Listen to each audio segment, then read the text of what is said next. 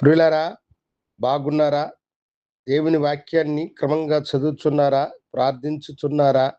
నేటి ధ్యాన వాక్యము విలాప వాక్యములు 3వ అధ్యాయము 25వ వచనం. యెహోవా దయాళుడు, తన్ను వెదకు వారి ఎడల ఆయన దయచూపువాడు.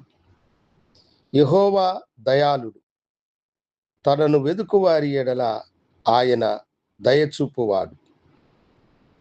దయగలిగిన దేవుణ్ణి మనము వెంబడించుచు ఉన్నాం. ఆయన దయగలిగిన వాడు. మనము దేవునికి ఇష్టలము కాకపోయినా ఆయన మనలను ప్రేమించి మన కొరకు తన జీవమునిచ్చిన గొప్ప దేవుడు. మనము సదా దేవునికి నమ్మకమైన వారము కాకపోయినా ఆయన నమ్మదగిన వాడు కనుక అన్ని విషయములలో మన ఎడల ఆయన మనకు దయాళుడుగా ఉండి తనను వెదుకు వారి ఎడల ఆయన దయచూపు వాడై ఉన్నాడు. యాకోబు జీవితమును పరిశీలించినప్పుడు అది మనము గ్రహించవచ్చు. యాకోబు పిండమై ఉండగానే దేవుడు, ఇదిగో నేను పెద్దవానిని ద్వేషించి తిని, చిన్నవానిని నేను ప్రేమించి తిని అని అన్నాడు. అయితే ఆయన ప్రేమను యాకోబు ఎప్పుడు కూడా సరిగ్గా అర్థము చేసుకున్న మనుషుడు కాదు. యాకోబు తన స్వబుద్ధి మీద, తన యొక్క చెడు అభిప్రాయము మీద ఆధారకునిన వాడై అతని పేరుకు తగినట్లుగా మోసగానిగానే అతడు జీవించినాడు.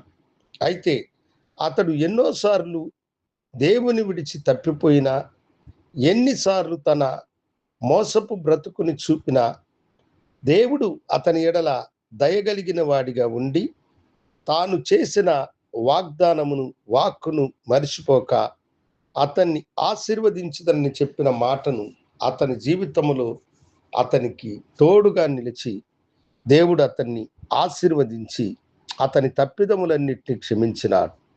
అవును దేవుని బిడల, దేవుడు దయగలిగిన వాడు. తనను వెదికే వారికి ఆయన దయ చూపించువాడు. నీవు ఆయనకు అయిష్టమైన వాడిగా ఉన్నా ఆయనను నీవు వెతికినట్లయితే ఆయన నీకు దయ చూపించేవాడు. నీవు ఎన్ని తప్పులు చేసినా, నీవు ఎంత ఘోరమైన పాపివైనా, ఈ లోకము నిన్ను అసక్కించుకున్నా దేవుని దయ నిన్ను వెంబడించాలంటే నీవు దేవుణ్ణి వెతుకు. ఆయన దయ నీకు ఎప్పుడూ తోడుగా ఉంటుంది. తప్పిపోయిన వారి ఎడల, తనను విడిచిపెట్టిన వారిని ఎడల దయచూపువాడు ఆయన, కృపచూపువాడు ఆయన. ఆయన దయ, ఆయన కనికరము నీ జీవితాంతము నీకు తోడుగా ఉండి నిన్ను నడిపించినటువంటిది. అందుకనే ఈ దినము ఆ దయగలిగిన దేవుణ్ణి నీవు వెంబడించదనని నీ జీవితమును ఆయనకు సమర్పించుకో. నీకున్న కష్టాలు, బాధలు, వేదనలు, నీ ఆరోగ్య పరిస్థితి అన్నిటినీ దేవుడు మార్చి నిన్ను ఆశీర్వదించునుగాక. ఎందుకంటే ఆయన దయాళుడు. తనను వెదుకు వారి ఎడల ఆయన దయచూపువాడై ఉన్నాడు. సమర్పించుకుందామా? దేవుని వైపు తిరిగి మీ మనసులు ఆయన వైపు కెత్తండి. గనుడా, పరిశుద్ధుడా, ఇదిగో నీ బిడ్డలు నీ వైపు చూసి పశ్చాత్తాపంతో మొరపెట్టినప్పుడు వారికి దయ చూపించి వారిని రక్షించమని శిలువమూర్తి అయిన యేసు నామమున అడిగి వేడుకొనుచున్నాను తండ్రి. ఆమేన్. శుభోదయం. ప్రభు మిమ్మలను దీవించునుగాక. ఆమేన్.